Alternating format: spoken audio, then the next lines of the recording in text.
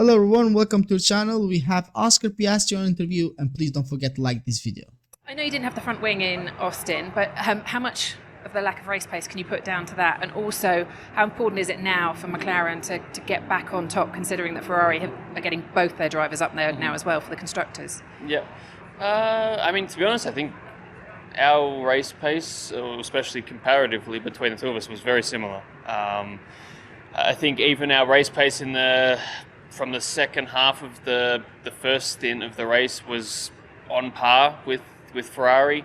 Lando showed he was quicker than Max, and I was more or less going with Lando as well. I was just starting from further back with our strategy and stuff. So I think our pace was not as bad as what people thought. Like, it certainly wasn't terrible. It was just we weren't, when you come from the weekend before where Lando won by 20-something seconds, nothing's going to look as good as that. So I think we're still pretty positive that we can be, winning a lot of races at the end of the year. But Ferrari have looked strong for a while.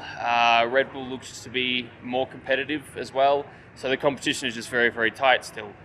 So I don't think there's any alarm bells, so to speak, but we do need to be on top of our game. But I mean, certainly in the Constructors' Championship, we're still in the position to be in, which is at the front. But of course, we want to try and keep that lead and extend it where we can. What memories do you keep from last year's race, and how challenging it is with this condition? It was a tough one last year. Just a very difficult circuit with, the fact that last year was my first time here. The grip is very low, especially because of the altitude. So it's a very kind of unique circuit from that point of view. Definitely some big learnings from last year that I took. So it was probably one of the more, even if it was a slightly painful race, it was one of the better races from a learning point of view. So I'm confident that we can have a better race on my side this year. I think the car should be quite competitive, hopefully. But the competition is going to be tight, so let's see.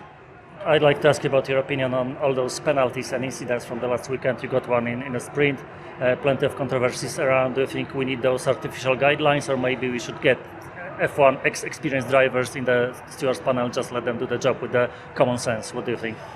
I think it's very, very tough. I mean, I think with my penalty, in all honesty, I probably deserved it.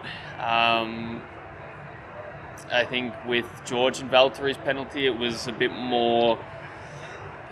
harsher on George. And I think with Lando and Max, I think if Max stays on the track, then yes, it's fair. But I think when both cars go off the track, it's, I think for me, you can't, either you need to give a penalty to both drivers or a penalty to neither of them, because, Max has clearly gained an advantage by releasing the brake so he can stay ahead at the apex and then not made the corner.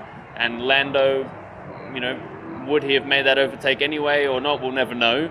But I think when both cars go off the track, it's very, very harsh, I think, to give one driver a penalty and one not. So I think the guidelines generally help us out and give the stewards a clear idea.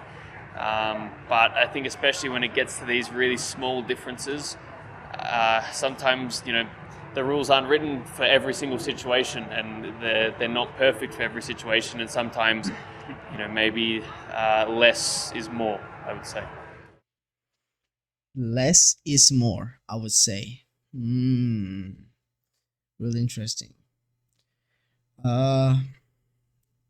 We are seeing that McLarens are really struggling with their pace and their speed.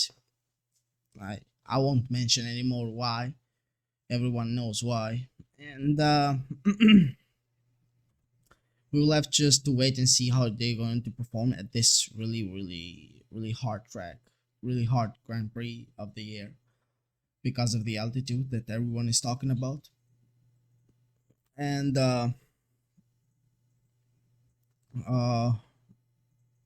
pace wise, both McLaren drivers were